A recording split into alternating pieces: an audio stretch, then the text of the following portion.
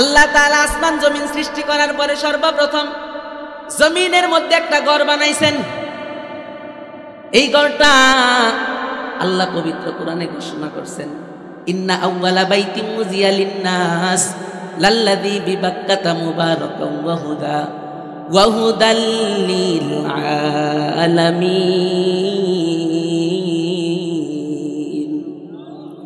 আল্লাহ বলছেন, বিশ্ব দুনিয়া সৃষ্টি করার পরে আমি সর্বপ্রথম একটা ঘর বানাইলাম বাক্কা শহরের মক্কা নগরীতে একটা ঘর। এই ঘরটা কি কেন বানাইছে আল্লাহ? ইবাদতের জন্য। দুনিয়া থেকে কোনো মানুষ বাইতুল্লাহ থাকতে যায় কেন যায়?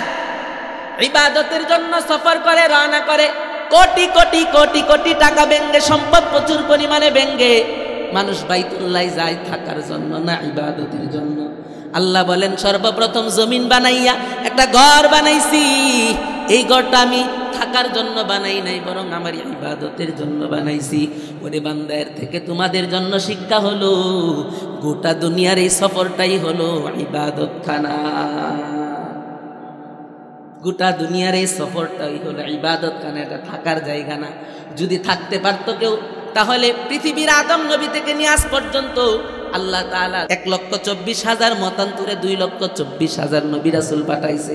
তারা এই পৃথিবীতে সবচেয়ে দামি ছিল, তাদের মতো দামি কেউ ছিল না। যদি পৃথিবী থাকার জায়গা হতো, আদম নবী এখনো থাকতো, কথা ঠিক?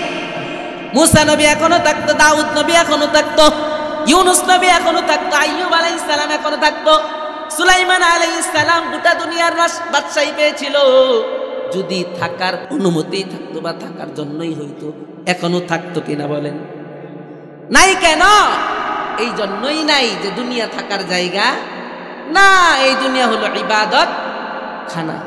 এই জন্য সাহাবীরা কোটি কোটি টাকার মালিক ছিল, কিন্তু এই কোটি কোটি টাকা দিয়া বড় বড় রাজপ্রাসাদ বান্ধে নাই। এই টাকা ইসলামের পথে ব্যয় করেছেন, আল্লাহর দ্বীনের পথে ব্যয় করেছেন, মসজিদ মাদ্রাসার পথে ব্যয় করেছেন, গোলাম দেখে দেখে মুসলিম গোলাম আজাদ করেছেন, কথা ঠিক নেই? যদি থাকার জায়গা হতো, তাহলে আবু বকর কোটি কোটি টাকা দিয়া নবীকে মক্কা থেকে মদিনায় সফর করাইতেন না। এই টাকা দিয়ে আবু বকর মক্কাতে বড় বড় বড় বড় ঘর বানাইতেন। উমর রাদিয়াল্লাহু তাআলা আনহু এই সম্পদ ইসলামের পথে ব্যয় করতেন না, এই সম্পদ দিয়া আলিশান বড় বড় বাড়ি তৈরি করতেন। ওয়া মুসাল্লিয়া ওয়া মুসাল্লিমা আম্মা বাদ, আউযু বিল্লাহি মিনাশ শাইতানির রাজীম। বিসমিল্লাহির রহমানির রহিম। মুহাম্মাদুর রাসূলুল্লাহ والذين معه أشداء على الكفار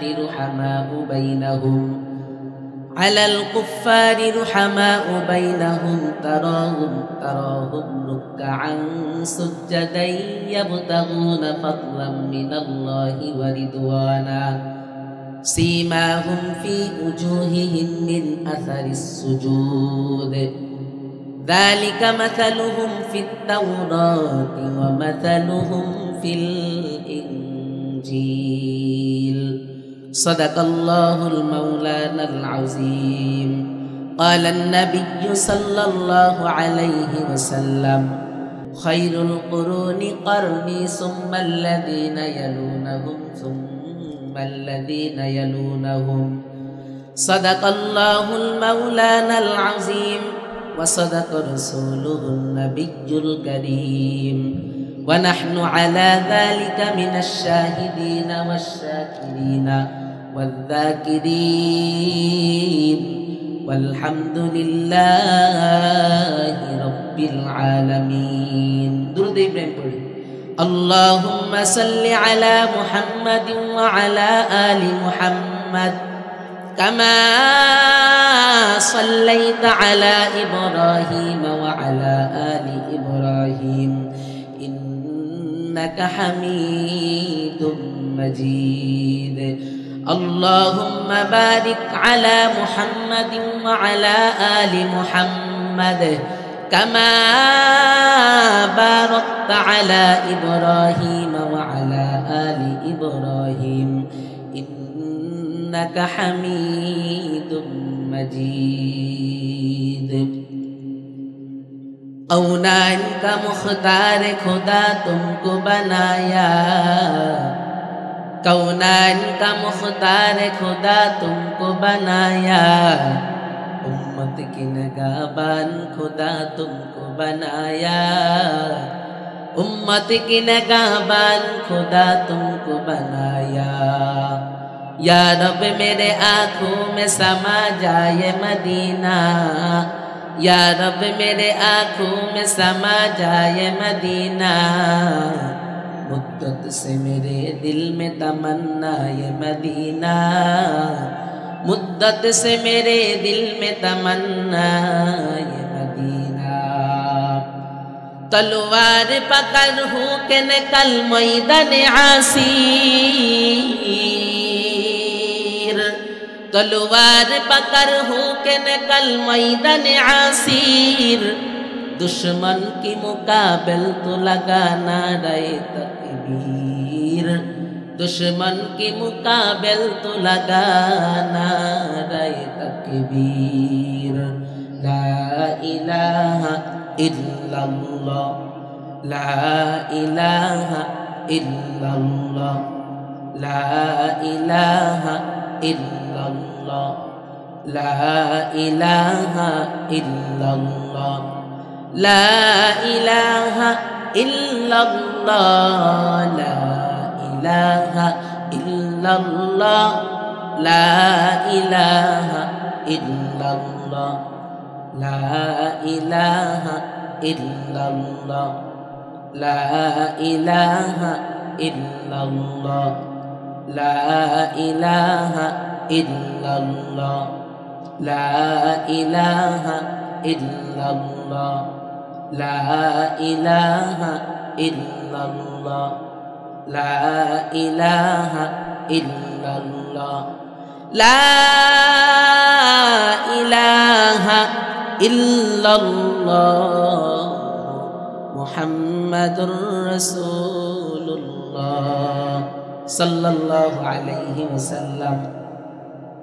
सल्लल्लाहु अलैहि वसल्लम कारा कारा पढ़ছেন হাত তুলেছে? মারহাবা, নারায়ে তাকবীর। একবার সাল্লাল্লাহু আলাইহি সাল্লাম পড়লে আল্লাহ রাসূল হাদিসে বলছেন, মান সাল্লা আলাইয়া সালাতান ওয়াহিদা সাল্লাল্লাহু আলাইহি আশারা।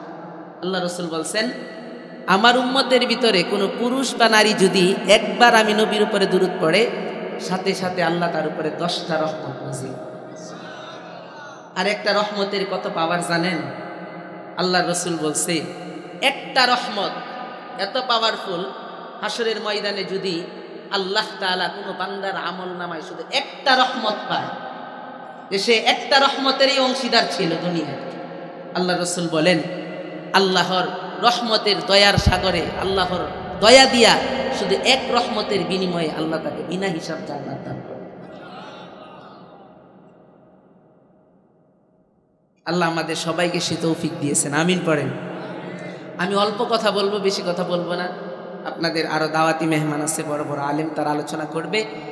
আমি মহাগ্রন্থ থেকে যেই আয়াতে কারিমা তিলাওয়াত করেছি, এই আয়াতের প্রেক্ষিতে হযরত মুহাম্মদুর রাসূলুল্লাহ সাল্লাল্লাহু আলাইহি ওয়াসাল্লামের অসংখ্য অগণিত বাণীর মধ্য থেকে যে বাণী পেশ করেছি, হাদিস তেলাওয়াত করেছি, এই হাদিস থেকে আয়াত এবং হাদিসের সমন্বয়ে অল্প একটু আলোচনা করব। আল্লাহ বলনেওয়ালা নিজেকে এবং শুননেওয়ালা সবাইকে ইখলাস নিয়ে আমলের নিয়তে শোনার তৌফিক দান করেন। দেখেন, একদিন যায় আর আমরা নবীর সময় থেকে একদিন পিছাই, কথা ঠিক? একদিন অতিবাহিত হয়, একটা সূর্য উঠে সূর্য ডুবে, চাঁদ উঠে চাঁদ ডুবে, একটা দিন যায় আর আমরা দিন এবং রাতের ব্যবহারের মাধ্যমে একদিন পার করা মানে আমার নবীর সময় থেকে একদিন সময় দূরে যাওয়া, কথা ঠিক না? এই যে আলো, যেই ব্যক্তি আলোর সামনে বসে সে আলোর পাওয়ার কম পায় না বেশি পায়? আর যেই দূরে, তাহলে আমাদের নবী হযরত মুহাম্মদুর রাসূলুল্লাহ সাল্লাল্লাহু আলাইহি ওয়াসাল্লাম কি গোটা বিশ্ববাসীর জন্য আলো ছিলেন না? আল্লাহ পবিত্র কোরআনে কিন্তু এই কথা বলছেন, ওয়ামা আরসালনাকা ইল্লা রাহমাতাল লিল আলামিন।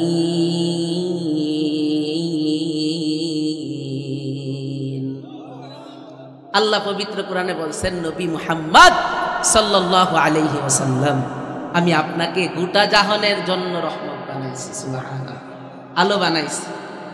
আমার আল্লাহর রুবুবিয়ত যতটুকু আমরা নামাজে পড়ি না, আলহামদুলিল্লাহি রাব্বিল আলামিন আর রহমানির রহিম, বিশ্বজাহানের পালন করতে একমাত্র কে? আল্লাহ। গোটা পৃথিবীতে আমার রবের রুবুবিয়ত যতটুকু, আমার নবী, আমার রবের রুবুবিয়ত যতটুকু, আমার নবীর রহমত ততটুকু। সুবহানাল্লাহ। তো ওই নবীর আলো থেকে একদিন পিছায়, একদিন পার করি, আর নবীর আলো থেকে একটু দূরে যায়। আর একটু দূরে যাওয়া মানে অধিক পরিমাণ ফিতনাতে পড়া।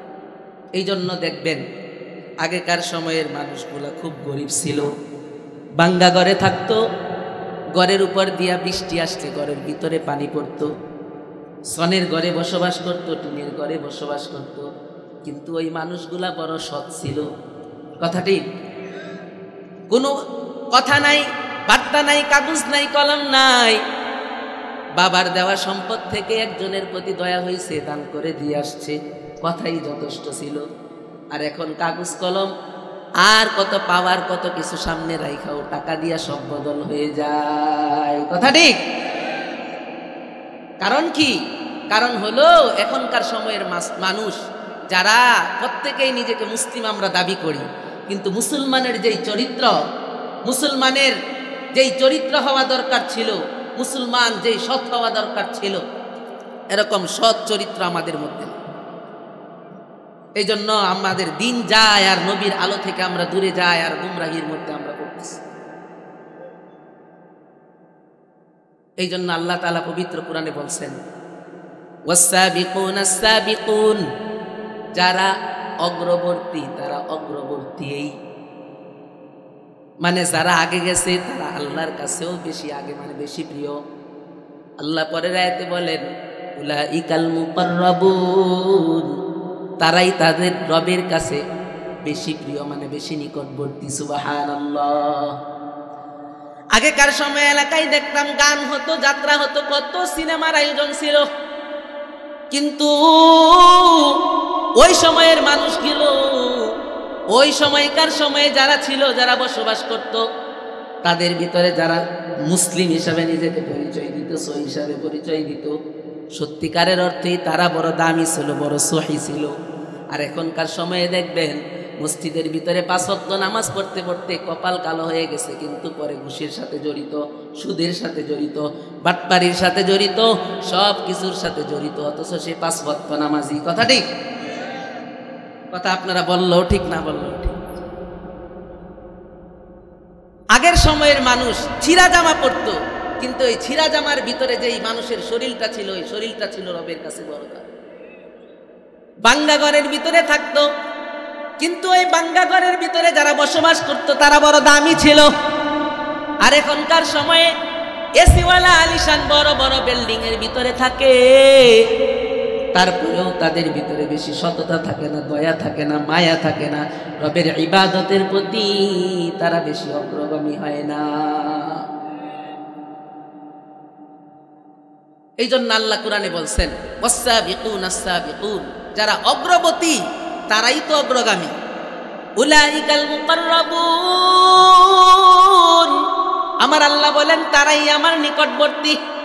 ফি জান্নাতিন নাঈম, তাদের বাসস্থান হলো জান্নাত। সুবহানাল্লাহ। তাদের বাসস্থান হলো জান্নাত, তাদের বাসস্থান হলো জান্নাত। আল্লাহ কোরআনের আরেক আয়াতে তাদের কথা বইলাই পরবর্তী জমানার উম্মতদেরকে বলছেন, ও ইমানদারের দলেরা, তোমরা যারা নিজেদেরকে মুমিন হিসাবে পরিচয় দাও, এই ইমান দিয়া আমার দরওয়াজায় তোমাদের তেমন কোনো ফায়দা হবে না, দাম নাই। ও ইমান আনো, আগেকার সময়ের মানুষেরা যেই ইমানের পথে চলেছেন, ওই ইমান আনো। আল্লাহর রাসূলের সাহাবীদের ইমান কেমন ছিল বলেন? খলিফাতুল মুসলিমিন অর্ধ জাহানের বাদশা ছিল, গোটা পৃথিবীর অর্ধটার বাদশা ছিলেন, রাজা ছিলেন, কিন্তু জামা ছিল একটা। কয়টা?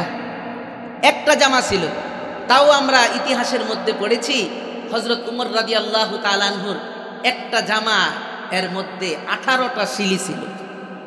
18 জায়গায় ত্রুটি ছিল, ছিঁড়া ছিল, এই একটা জামা তিনি পড়তেন।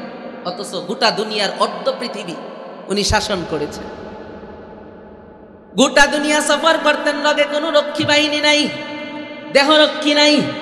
আর এখন এলাকার ভিতরে একজন ছোটখাটো নেতা ঢুকলো, পাশে অনেকগুলা নেতা রাখতে হয়, কারণ তার জানের নিরাপত্তা নাই। সেও মুসলমান, এমন এক এলাকার ভিতরে সে প্রবেশ করছে যে এলাকার মানুষগুলাও মুসলমান। নিজে মুসলমান হইয়া নিজের এলাকার মুসলিমদের ভিতরে নিজের জানের নিরাপত্তা নাই। অথচ আগেকার সময়ের খলিফাতুল মুসলিমিন অর্ধ পৃথিবীর বাদশা ছিল। মদিনা থেকে রওনা হয়েছে, রোম দেশে গেছে, পারস্য বিজয় করছে, পৃথিবীর বিভিন্ন রাষ্ট্রে তিনি সফর করছে। সাথে মাত্র একজন খাদেম ছিল, আর কেউ ছিল না।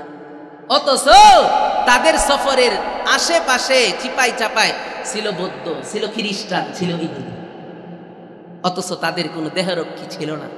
কি পরিমাণ সৎ ছিলেন। কিন্তু আমরাও মুসলমান, আমাদের হাত, আল্লাহ রাসূল যে বলছেন হাদিসে যে মুসলমান কাকে বলে, যার হাত এবং জবান থেকে অপর মুসলমান নিরাপদ থাকে।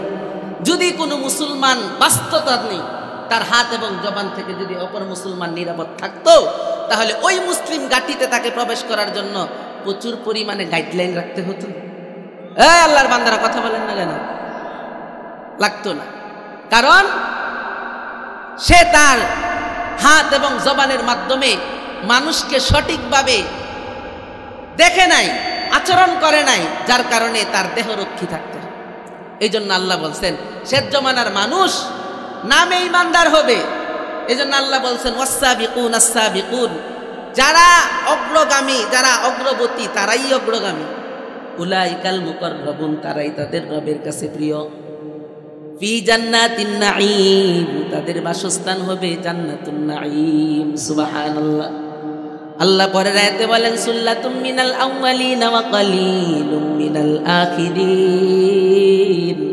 সুল্লাতুম মিনাল আউয়ালিন, প্রথম জমানার মানুষ বেশি পরিমাণে জান্নাতি হবে।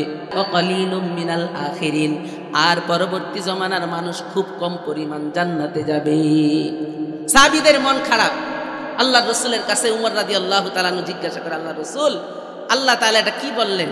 আমাদের থেকে খুব কম মানুষ জান্নাতে যাবে, আর আগের সময়ের অধিক মানুষ, আমাদের থেকে কম মানুষ জান্নাতে যাবে, আর আগের সময়ের অধিক মানুষ জান্নাতে যাবে। আল্লাহ রাসূল বুঝলাম না কিছু। আল্লাহ রাসূল কিচ্ছু বলে নাই উমরকে। অনেক দিন পরে আরেক আয়াত নাজিল হয়েছে, সুল্লাতুম মিনাল আউয়ালিন ওয়া সুল্লাতুম মিনাল আখিরিন। সুবহানাল্লাহ পড়ে। আল্লাহ বলছেন যে সুল্লাতুম মিনাল আউয়ালিন ওয়া সুল্লাতুম মিনাল আখিরিন, জান্নাতীদের এক অংশ হবে প্রথম সময় থেকে, আর জান্নাতীদের দ্বিতীয় অংশ হবে দ্বিতীয় পর্যায়ের সময়ের লোকদের থেকে। সুবহানাল্লাহ। হযরত আদম নবী থেকে নিয়ে আমাদের নবী পর্যন্ত সমস্ত নবীর উম্মতেরা যেই পরিমাণ জান্নাতে যাবে, আল্লাহ পরবর্তী আয়াতে জানায় দিয়েছেন আমাদের নবী থেকে নিয়ে কিয়ামতের আগ পর্যন্ত যত উম্মত আসবে, তার থেকে সেম পরিমাণ মানুষ জান্নাতে যাবে। সুবহানাল্লাহ। এই জন্য আমার বাবাজিরা, কথা আমি বেশি লম্বা করব না, আমার কথা প্রায় শেষ পর্যায়ে। আপনাদের প্রতি আমার উদারত আহ্বান এটাই থাকবে, সাহাবিওয়ালা জিন্দেগি গঠন করে। সাহাবিওয়ালা জীবনের বড় দাম। আপনি কালো না আপনি ফর্সা, না আপনি বিল্ডিংয়ে থাকেন না টিনের ঘরে থাকেন, আপনি কি কোনো দলের বড় নেতা না কোনো দলের নেতা না, এই সমস্ত কোনো পরিচয় আমার রবের নিকট নাই। আমার রবের নিকট একটাই পরিচয়, এবং ওই পরিচয় সবচেয়ে দামি, এটা হলো আমি মুসলমান। কি এই পরিচয়টাই আমার রবের নিকট সবচেয়ে দামি। এবং আমি আমার রবকে কি পরিমাণ এত আত করি, আমি আমার রবের কতটুকু পরিমাণ অনুগত, আমার রাসূলের রেখে যাওয়া পথ আমি কি পরিমাণ অনুসরণ করি, এটাই একমাত্র আমার আল্লাহ দেখবেন। এই জন্য সময়কে মূল্যায়ন করেন। পৃথিবীতে একবার আসছেন আর আসবেন। এই পৃথিবী থাকার জায়গা নয়, পৃথিবী হলো ইবাদত খানা। আমার আগে উনিও বলছেন, আমিও বলি, পৃথিবী কি খানা? আল্লাহ তাআলা আসমান জমিন সৃষ্টি করার পরে সর্বপ্রথম জমিনের মধ্যে একটা ঘর বানাইছেন। এই ঘরটা আল্লাহ পবিত্র কোরআনে ঘোষণা করছেন, ইন্না আউওয়ালা বাইতিন উযিয়া লিন-নাস লাল্লাযী বিবাক্কাতা মুবারাকান ওয়া হুদাল লিল আলামিন। আল্লাহ বলছেন বিশ্ব দুনিয়া সৃষ্টি করার পরে আমি সর্বপ্রথম একটা ঘর বানাইলাম মক্কা শহরের মক্কা নগরীতে একটা ঘর। এই ঘরটা কি কেন বানাইছে আল্লাহ? মক্কা নগরীর যেই ঘর বাইতুল্লাহ, এই ঘর কেন বানাইছে বলেন? বাইতুল্লাহ শরীফ যে মক্কা নগরীতে আল্লাহ বানাইছে, কেন বানাইছে? কেন বানাইছে? ইবাদতের জন্য। দুনিয়া থেকে কোনো মানুষ বাইতুল্লাহ থাকতে যায়? কেন যায়? ইবাদতের জন্য সফর করে, রওনা করে, কোটি কোটি কোটি কোটি টাকা ব্যাঙ্গে, সম্পদ প্রচুর পরিমাণে ব্যাঙ্গে মানুষ বাইতুল্লাহ যায় থাকার জন্য না ইবাদতের জন্য। আল্লাহ বলেন সর্বপ্রথম জমিন বানাইয়া একটা ঘর বানাইছি। এই ঘরটা আমি থাকার জন্য বানাই নাই, বরং আমার ইবাদতের জন্য বানাইছি। ওরে বান্দা, এর থেকে তোমাদের জন্য শিক্ষা হলো গোটা দুনিয়ার এই সফরটাই হলো ইবাদত খানা। গোটা দুনিয়ার এই সফরটাই হলো ইবাদত খানা, এটা থাকার জায়গা না। যদি থাকতে পারতো কেউ, তাহলে পৃথিবীর আদম নবী থেকে নিয়ে আজ পর্যন্ত আল্লাহ তাআলা 1,24,000 মতান্তরে 2,24,000 নবী রাসূল পাঠাইছে। তারা এই পৃথিবীতে সবচেয়ে দামি ছিল, তাদের মতো দামি কেউ ছিল না। যদি পৃথিবী থাকার জায়গা হতো, আদম নবী এখনো থাকতো, কথা ঠিক? মুসা নবী এখনো থাকতো, দাউদ নবী এখনো থাকতো, ইউনুস নবী এখনো থাকতো, আইয়ুব আলাইহিস সালাম এখনো থাকতো, সুলাইমান আলাইহিস সালাম গোটা দুনিয়ার বাদশাহী পেয়েছিল। যদি থাকার অনুমতি থাকতো বা থাকার জন্যই হইতো, এখনো থাকতো কিনা বলেন? নাই। কেন?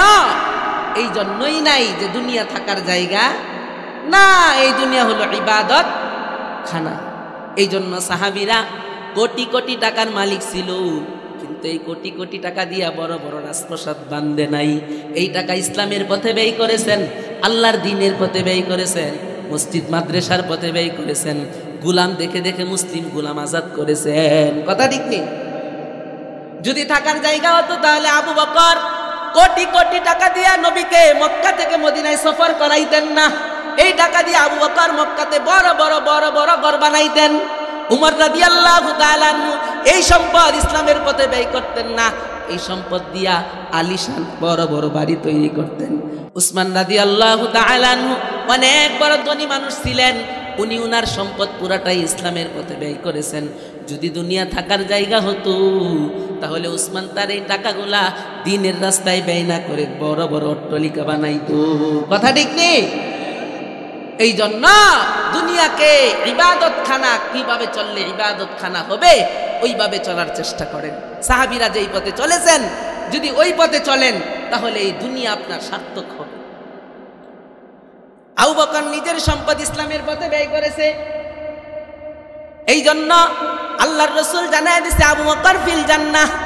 ওমর নিজের সম্পদ ইসলামের পথে ব্যয় করেছে, নবী জানায় দিয়েছে ওমর ফিল জান্নাহ। উসমান নিজের সম্পদ ইসলামের পথে ব্যয় করছে, নবী জানায় দিয়েছে উসমান ফিল জান্নাহ। আলী রাদিয়াল্লাহু তাআলা আনহু নিজের সম্পদ ইসলামের পথে ব্যয় করেছে, এই জন্য আল্লাহর রাসূল জানায় দিয়েছে আলী ফিল জান্নাহ।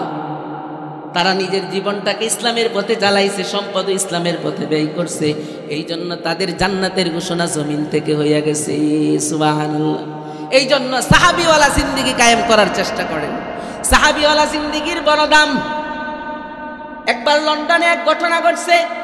লন্ডনের এক ইংলিশ মিডিয়ামের ভিতরে, ওই লন্ডনের বড় বড় শিক্ষিত মানুষ ইংলিশ মিডিয়ামে পড়ায়। ওই ইংলিশ মিডিয়ামের ভিতরে অনেক মানুষ, অনেক বাচ্চারা, লন্ডনী বাচ্চারা লেখাপড়া করে। এর ভিতরে অনেক মুসলমান বাচ্চারাও আছে।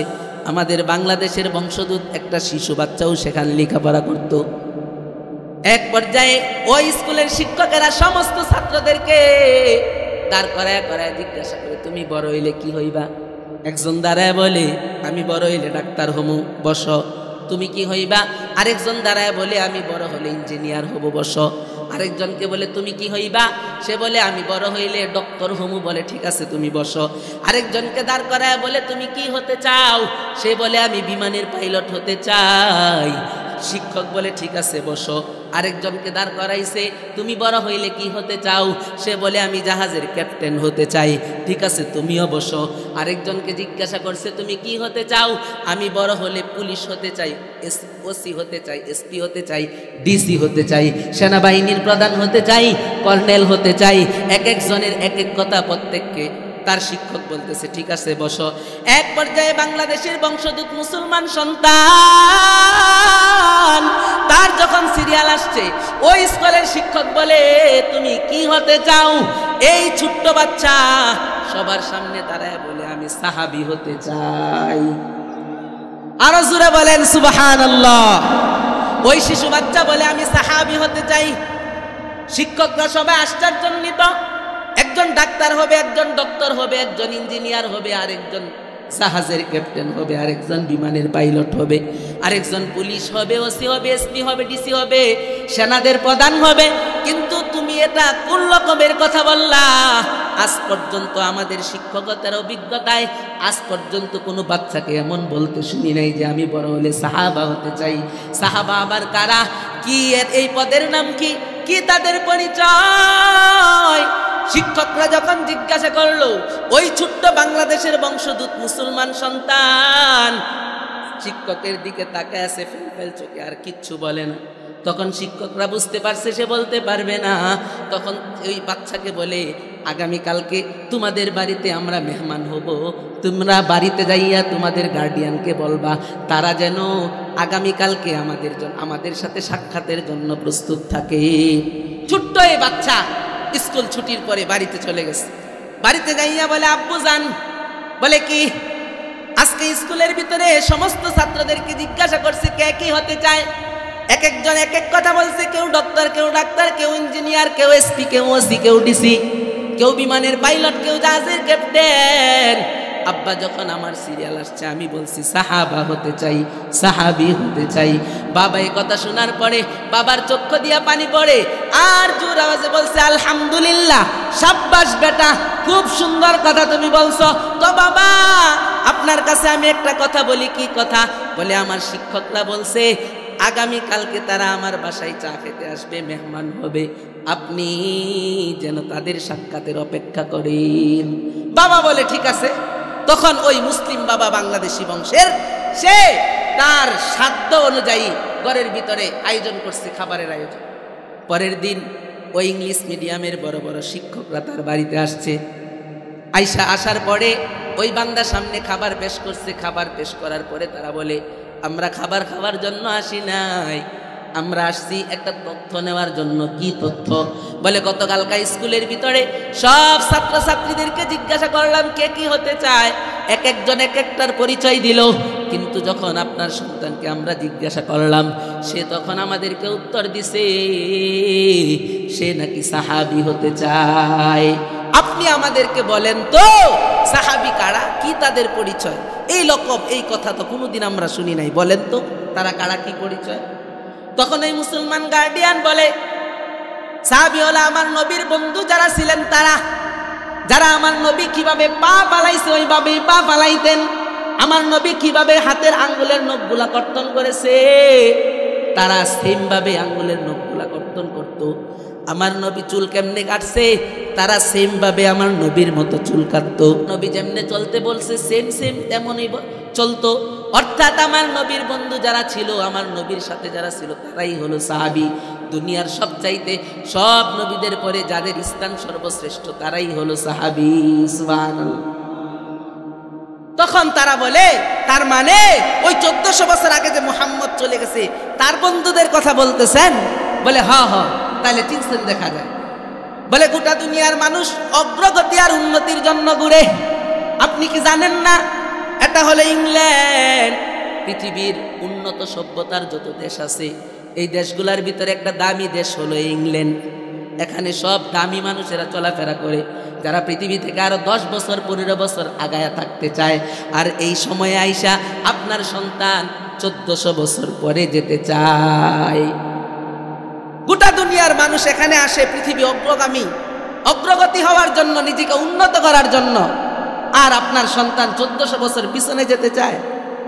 তখন বাবা কাঁদে আর বলে আমার সন্তান 1400 বছর পিছনে যেতে চায় না, আমার সন্তান তাদের মতো মানুষ হতে চায়।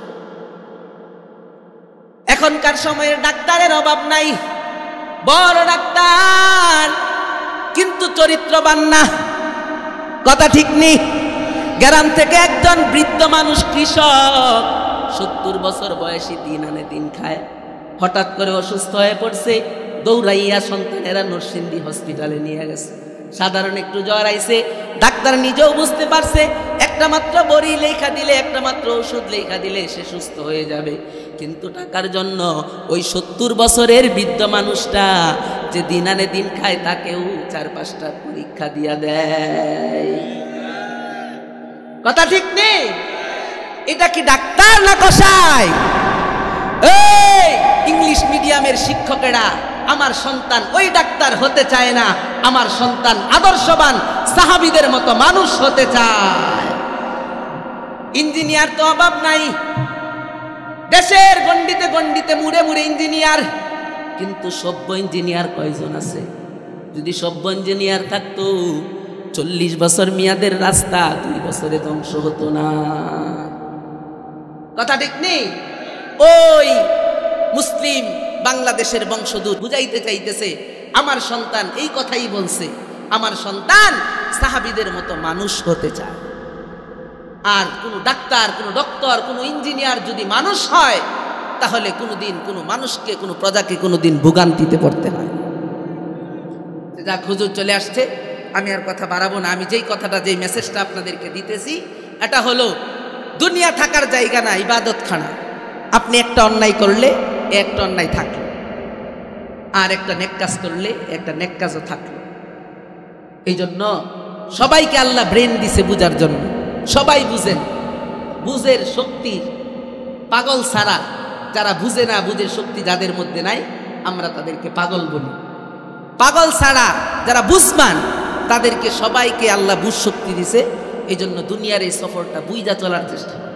আপনি একজন মুসলমান, আমার এই মুসলমানিত্বটা যেন, আমার এই ইমানের রাস্তাটা যেন সাহাবিওয়ালা ইমানের রাস্তার মতো, আমার এই মুসলমানের পরিচয়টা যেন সাহাবিওয়ালা মুসলমানের পরিচয়ের মতো হয়।